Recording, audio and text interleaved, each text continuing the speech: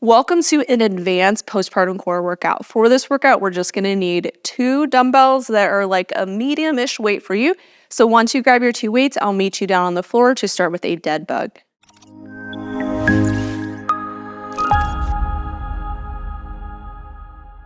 So we're gonna start in a supine position for the dead bug. Feet will be about a 90-degree angle. The more tabletop you are, the harder it'll be. And then you'll reach your hands up towards the ceiling. We have a weight in each hand. How we're gonna do this is we're going to exhale to extend and lower the weight, and then inhale to press up, and then we'll alternate to the other side. We're gonna start with 90 seconds on each side.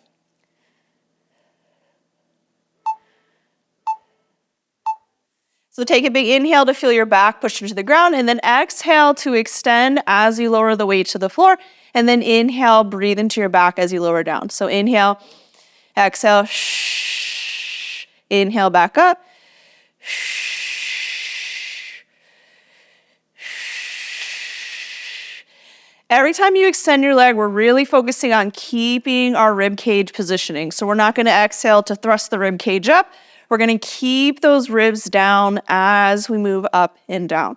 The whole point of core stabilization is be able to maintain your core position as your arms and legs do things. So taking your time with this, you got 90 seconds to explore the movement. You're about halfway now.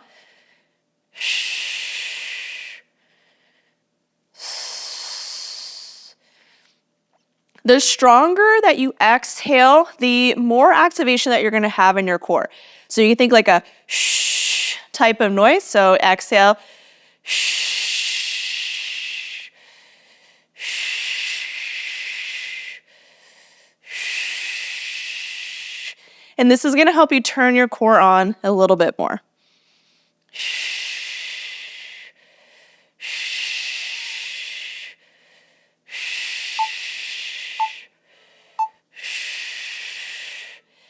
Go ahead and bring one weight onto one hip, and we're gonna do a single leg hip thrust. So I'm gonna place one heel down, the other foot is gonna be lifted in the ceiling. We're gonna exhale to drive the hips up, and then inhale to lower down, and then we're gonna alternate to the other side. So weight is into that hip crease. Big inhale here. Exhale, think rib cage is being pulled down. And then exhale to drive that hip up towards the ceiling, and then inhale to lower down with control.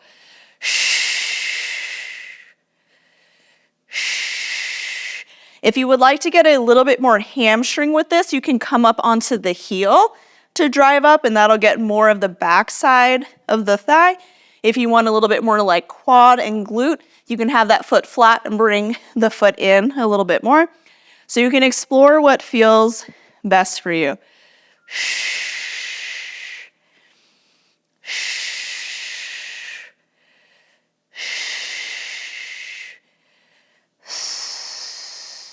And at the top, almost think like you're tucking the hips underneath, so we're not thrusting the rib cage up as we come. Rib cage stays down and hips are kind of tucking underneath as we come up.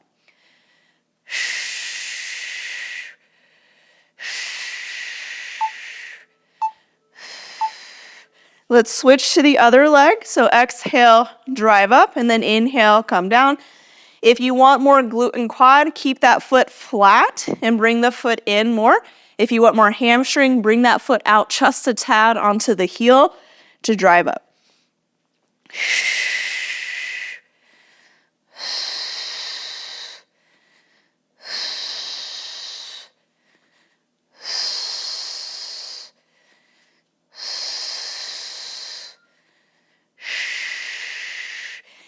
And then think tucking the hips at the top, inhale to lower down.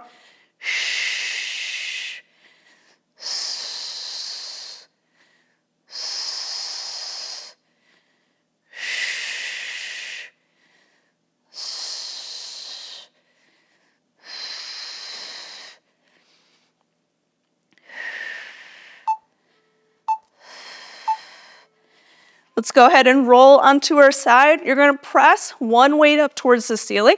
We're gonna move through our sideline hip abduction with weight. So you're gonna press that weight up to the ceiling the entire time. Exhale to push the hips forward with either feet together or feet apart. And then inhale to sit back while maintaining the press to the ceiling the entire time. After this, we're gonna move into our side plank variation and then we'll switch sides. So exhale to come on up, push the hips forward like you're doing in glute bridge, and then inhale to sit back with control. Exhale, drive up, and then inhale to sit back. And then as you come forward, I want you to think tucking the hips underneath as opposed to thrusting the ribs forward as you come forward.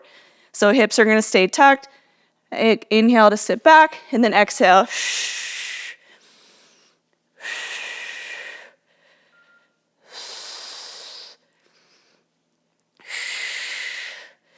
If at any point you're like, I regret some choices, you can bring the feet together, and that'll make it a little bit easier. If you started with the feet together and you want more of a challenge, spread the feet apart.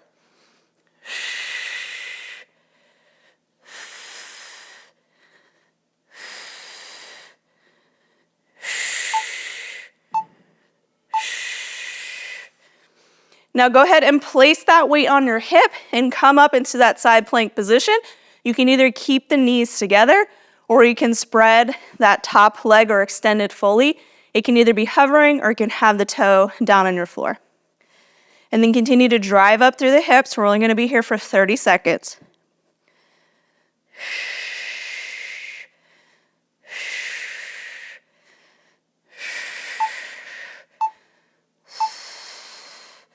Let's go ahead and switch sides now. So we're gonna come to the other direction.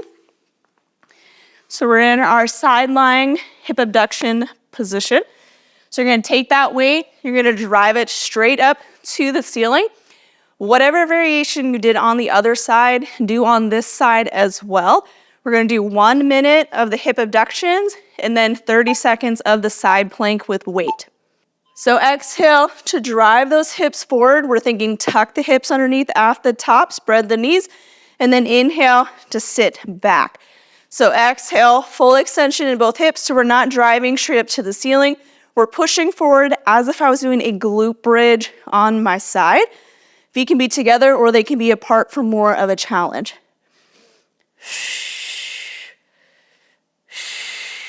And the next time you do this workout, if you found it maybe was a little bit too easy, maybe you want more of a challenge, you can always grab heavier weights as well.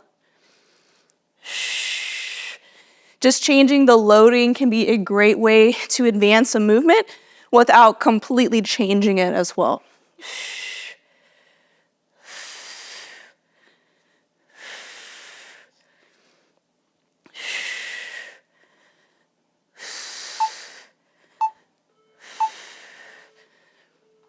Place that weight onto your hip, come into your side plank. Knees can be together or you can extend the top leg, and we're only gonna be here for 30 seconds. So really drive to that bottom hip to keep those hips elevated. We don't wanna sink down to the floor.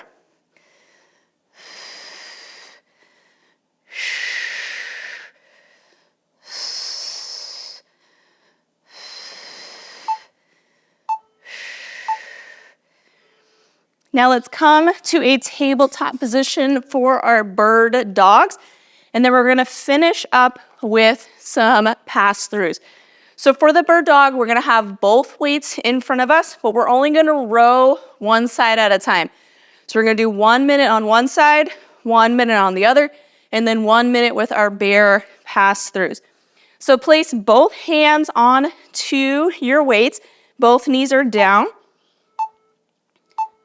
And then we're gonna exhale to row away as the opposite leg extends back, and then inhale to lower down.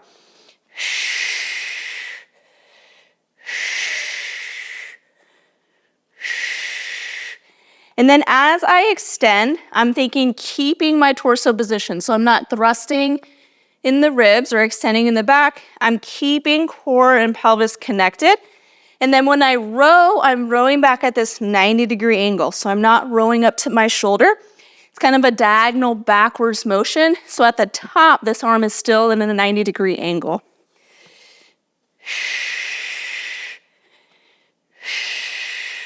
The more you engage your core as you do this motion, the harder you're gonna feel it in here as well. The more you kind of lose it from extending in the back, the less engagement you're gonna feel.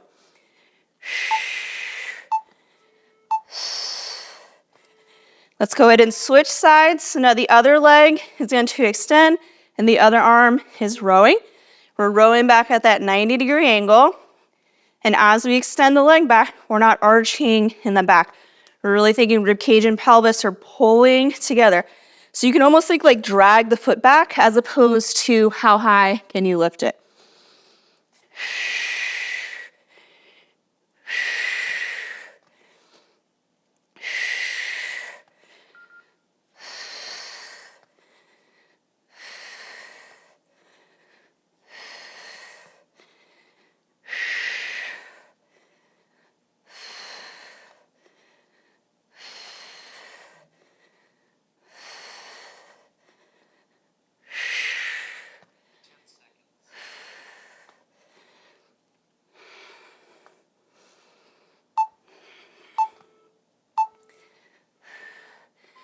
So place one weight to your side and you can either come to a bear position or a plank position.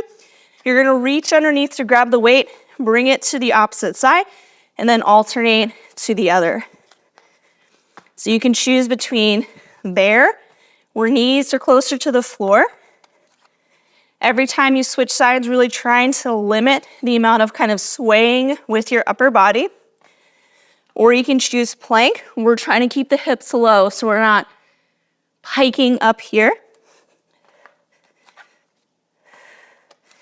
Same thing, trying to minimize how much side to side movement we have.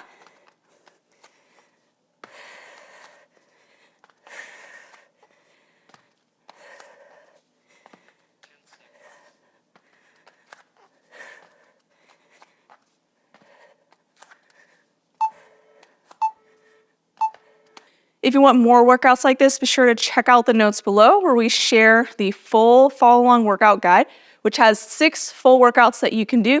Subscribe to our YouTube channel so you get notified whenever we release new videos, release new workouts every Tuesday on our channel, and new educational videos every Wednesday. And if you want more workouts like this, check out our online prenatal and postpartum fitness programs.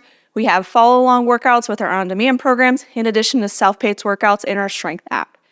And you can use code YouTube10 to get 10% off any of our online offerings.